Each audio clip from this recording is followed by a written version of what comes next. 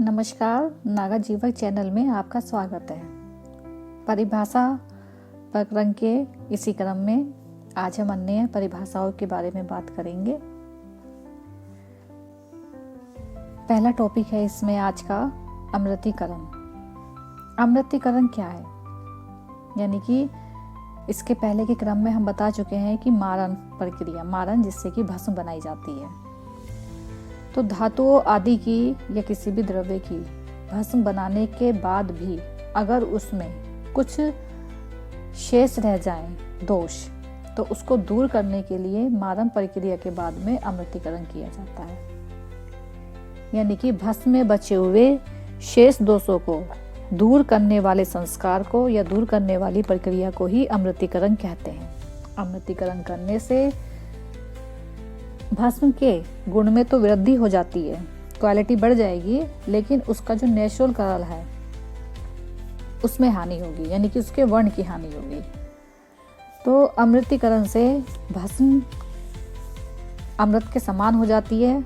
अमृत के समान कैसी होगी? यानी कि सभी दोषों से रहित और सर्वगुण संपन्न जो भस्म है इस तरीके से प्राप्त होती है। अमृत के समान यानी कि इसका अर्थ है यानी कि जीवित रहना या उत्प्रेरित करना। धातु भस्म के अंतस्थ गुणों को उद्दीपन करना यानी कि जीवित करना, यानी कि जो धातु भस्म के जो गुण हैं उनको और बढ़ाना, इसी को ही अमृतीकरण की प्रक्रिया कहते हैं। अमृतीकरण बहुदोष वाली धातुओं की भस्मों में से दोषों को दूर कर किया जाता है। इसके अमृतीकरण मुख्य रूप से 3 ही भस्मों का किया जाता है, जैसे कि अभ्रक की भस्म का, स्वर्णमाक्षिक भस्म का और ताम्र भस्म का। मारण प्रक्रिया से इनसे बनी हुई जो भस्म है, यानी कि अभ्रक से जो बनी हुई अभ्रक भस्म है, मारण के बाद भी उसमें कुछ दोष शेष रह जाते हैं। इसलिए इन भस्मों का भस्म बनाने के बाद में अमृतीकरण किया जाता है, जिससे कि इसमें जो बचे हुए दोष हैं उनको दूर किया जा सके और उस भस्म के गुणों में वृद्धि की जा सके। और इस तरीके से गुणों में वृद्धि से उसका गुण की वृद्धि हो जाती है, लेकिन उसका जो नेचुरल कलर है वो लॉस हो जाता है। जैसे अभ्रक भस्म का जो कलर होता है वो इष्टिका के समान, यानी कि ईंट की चूर्ण के समान लाल होता है, लेकिन जब हम इसका अमृतीकरण करते हैं तो ये जो भस्म है ये काले वर्ण में परिवर्तित हो जाती है। फिर इस काले वर्ण को फिर से इसके नेचुरल कलर में लाने के लिए भी अन्य प्रक्रियाएं की जाती हैं, जिससे कि ये पुनः अपने नेचुरल कलर यानी कि इष्टिका चूर्ण के समान जो वर्ण है उसमें आ जाती है, यानी कि लाल वर्ण की। इसके लिए आगे की जो प्रोसेस है वो होती है, वो आगे हम डिस्कस करेंगे। तो ये एक तरीके से अमृतीकरण भस्मों में गुण की वृद्धि के लिए और उसके यानी कि संस्कार यानी कि गुणों में वृद्धि के लिए की जाती है। अमृतीकरण के बाद उसके गुणों में वृद्धि और वर्ण हानि यानी कि उसके वर्ण को पुनः लाने के लिए जो प्रक्रिया की जाती है उसी को ही लोहितीकरण कहा जाता है। इसीलिए जो लोहितीकरण है वो हमेशा अमृतीकरण के बाद किया जाता है, यानी कि अमृतीकरण से भस्म में वर्ण हानि होती है, अतः रक्त वर्ण उत्पन्न करने के लिए भस्म में जो क्रिया की जाती है उसी को ही लोहितीकरण कहते हैं। तो एक तरीके से जो लोहितीकरण है वो उसका जो नेचुरल कलर है उसको वापस लाने के लिए ये प्रोसेस की जाती है। जैसे अभी मैंने पहले बताया कि अभ्रक भस्म का अमृतीकरण करने पर क्या होगा, वर्ण उसका काला हो जाता है, अतः अभ्रक भस्म का लोहितीकरण किया जाएगा। लोहितीकरण किनसे करते हैं? मारक गण की जो औषधियां हैं उनके द्वारा लोहितीकरण की प्रोसेस की जाती है, यानी कि जो मारक गण की जो औषधियां हैं उनके स्वरस या क्वास से जो भस्म है उसमें भावना दी जाती है। फिर भावना दे करके उसकी टिकिया बनाकर सराव संपुट करके पुट देने से ये फिर से रक्त वर्ण की भस्म जो होती है प्राप्त होती है। मारक गण में कौन कौन सी औषधियां होती है, यानी कि इनका स्वरस और क्वाथ लेना चाहिए। इसमें है गंगरेन, नागरमोथा, वटदुग्ध, वटमूल स्वरस, हरिद्रा स्वरस और मंजिष्ठ क्वाथ आदि। यानी कि इन द्रव्यों के स्वरस या क्वाथ से भस्म में भावना देने से जो भस्म है वो लाल वर्ण की हो जाती है। यही लोहितीकरण है। अब अगला टॉपिक है हमारा मृतलो। मृतलो क्या है? मृतलो जो है ये भस्म की एक परीक्षा होती है। इसमें भस्म को इतना फाइन कर दिया जाता है कि अगर हम यानी कि तर्जनी यानी कि जो फर्स्ट फिंगर है और अंगूठा है उसके बीच अगर भस्म को मला जाए तो ये जो भस्म होती है ये उंगलियों की रेखाओं के बीच में घुस जाती है, और अगर इसको पोंछा जाए तो भी इसका कुछ न कुछ अंश जो है वो इसकी जो रेखाएं हैं उसके अंदर रह जाता है। तो जो अगर इस तरीके की भस्म तैयार हो जाती है तो यही भस्म जो होती है वो मृतलो कहते हैं। यह भस्म की एक भौतिक परीक्षा है। इसको कैसे किया जाता है?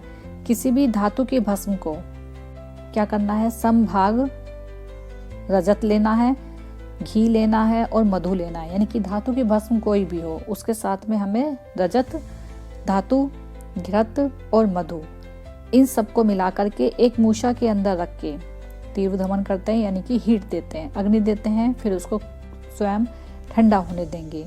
फिर ठंडा होने के बाद भी जब हम रजत धातु का वेट लेते हैं और उसके वेट में किसी भी प्रकार का कोई परिवर्तन नहीं होता है तो इसका मतलब है कि ये जो भस्म है ये मृतलो भस्म है। तो ये एक तरीके से मृतलो भस्म क्या है, एक परीक्षा बताई गई है भस्म की। यह भस्म की रासायनिक परीक्षा भी है, इस तरीके से की जाती है। तो किसी धातु की भस्म की मृतलो संज्ञा, यानी कि जब धातु की भस्म को हम उंगली को पोरों के बीच में डालते हैं, ये इसकी भौतिक परीक्षा है। और इसकी केमिकली परीक्षा करने के लिए भस्म को रजत धातु, मधु और घी के साथ मिला करके मूषा के अंदर तीव्र दमन करते हैं। और इसमें रजत धातु के मान में किसी भी तरीके का यानी कि उसके भार में किसी भी तरीके का अगर परिवर्तन नहीं होता है तो इसका मतलब जो मृतलो है, वो जो भस्म बनी हुई है वो मृतलो भस्म है और बहुत अच्छी प्रकार से बनी हुई भस्म है। सत्वपातन। सत्वपातन क्या है? क्षार वर्ग हो, अम्ल वर्ग हो, द्रावक गण की औषधियां हो, इनके साथ में किसी भी धातु, खनिज, रत्न हो या अन्य कोई भी द्रव्य हो उसको मर्दन करते हैं। मर्दन करने के बाद में गोला बना लें या टिकिया बना लें, उसको सुखा लें और फिर उसको मूषा में रख करके सत्वपातन कोष्ठी में, यानी कि एक कोष्ठी होती है अंगीठी जिसे कह सकते हैं, उसमें तीव्र दमन करने से मूल पदार्थ का जो सार रूप है वो पदार्थ प्राप्त होता है, उसे ही सत्व कहते हैं। और इसी प्रक्रिया को सत्वपातन, यानी कि कोई भी द्रव्य है उसमें से उस द्रव्य का जो सार भाग अलग किया जाता है, यानी कि उसको सार रूप में जो प्राप्त किया जाता है, जो उसका एक्सट्रैक्ट होता है, इसी को ही सत्व कहते हैं। और किस तरीके से हम किसी द्रव्य में से उसके सार को यानी कि उसके एक्सट्रैक्ट को निकालते हैं, वो जो प्रक्रिया की जाती है उसी को ही सत्वपातन कहा जाता है। इसके लिए क्षार वर्ग के द्रव्य, अम्ल वर्ग के द्रव्य और द्रावक गण की जो औषधियां हैं उनके साथ में इस धातु की भस्मों और खनिजों को मर्दन करके यानी कि इनकी भावना दी जाती है। उसके बाद उसको मूषा में रखा जाता है और अग्नि में पाक किया जाता है। तो इस तरीके से पाक करने से जो उस द्रव्य का जो सार भाग है वो प्राप्त होता है और यही क्या है, सत्व है। और ये जो प्रक्रिया की गई है इसी को ही सत्वपातन कहा जाता है। कजली।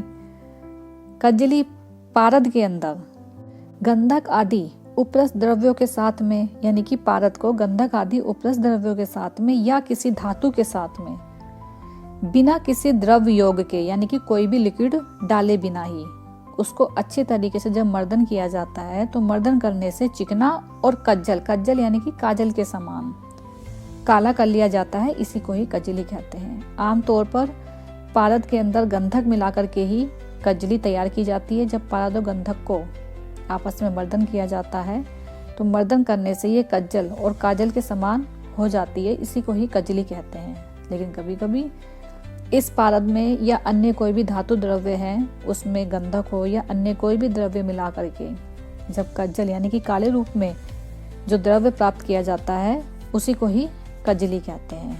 इसलिए इसे कज्जल और कजली का, कज्जल यानी कि काले वर्ण की होती है जैसे काजल होता है, इसी तरीके से इसको क्या कजली कहा गया है। तो ये एक तरीके से इस तरीके से पारद को गंधक आदि उपरस द्रव्यों के साथ में या अन्य धातु के साथ मिला करके तैयार की जाती है।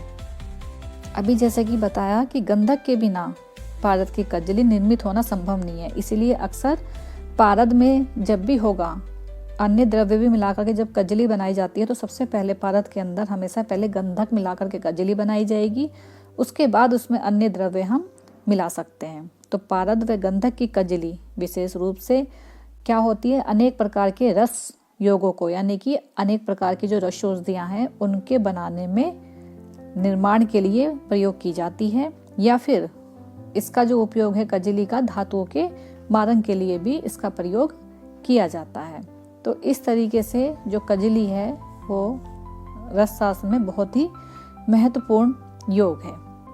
इसके बाद है इसमें शुद्धावर्त।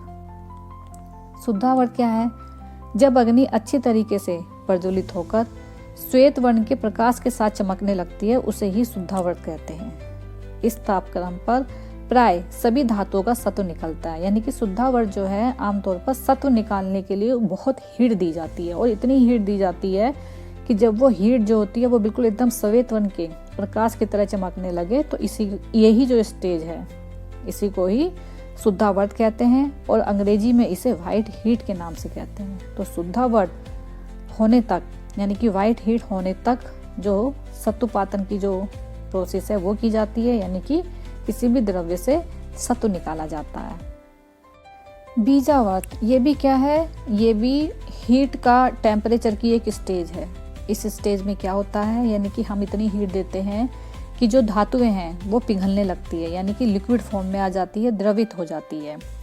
तो जब हम उसका सत्वपातन कर रहे होते हैं, सत्वपातन करने से पहले जो धातुएं हैं पहले पिघलेगी, यानी कि द्रवित अवस्था में आएंगी, और इस तरीके से यानी कि वो जो हीट है यानी कि वो जो टेम्परेचर है जिस पर जो धातुएं हैं वो द्रवित अवस्था में आ जाएं, द्रवीभूत हो जाएं, यही जो स्टेज है हीट की इसी को ही बीजावर्त कहते हैं। और इसी बीजावर्त स्टेज में जब हम और हीट दी जाते हैं तो वो श्वेत वर्ण का हो जाती है, तो उसको शुद्धावर्त कहते हैं, जैसे कि अभी पहले बताया।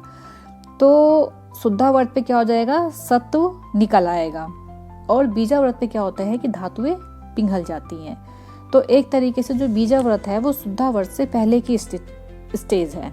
तो सत्वपातन की प्रक्रिया बीजावर्त की स्थिति में यानी कि द्रवीभवन शुरू होकर स्थिति में पूर्ण होती है। तो शुद्धावर्त से पहले की स्टेज क्या है, बीजावर्त, यानी कि बीजावर्त स्थिति में धातुओं का द्रवीभूत होगी, और शुद्धावर्त में कोई भी द्रव्य है उससे क्या हो जाएगा, उसका सत्व निकल आएगा।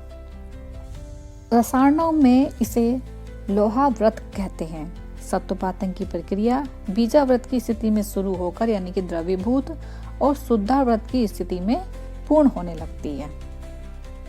द्रुति क्या है, विशिष्ट औषधियों के संयोग तथा तीव्र धमन के योग से स्वर्णादि धातु या अन्य खनिज द्रव्य द्रवीभूत होकर द्रव अवस्था में ही रह जाएं, तब उसे द्रवीभूत अवस्था को मूल पदार्थ को द्रुति कहते हैं। मतलब जब हम कोई भी द्रव्य है उसको पिघलाते हैं यानी कि द्रवित अवस्था में लाते हैं, तो और फिर वो जो द्रव्य है उसी द्रवित अवस्था में ही रह जाए, फिर से किसी अन्य स्टेज में ना कन्वर्ट हो, तो इसी को ही क्या कहा गया है, द्रुति कहा गया है।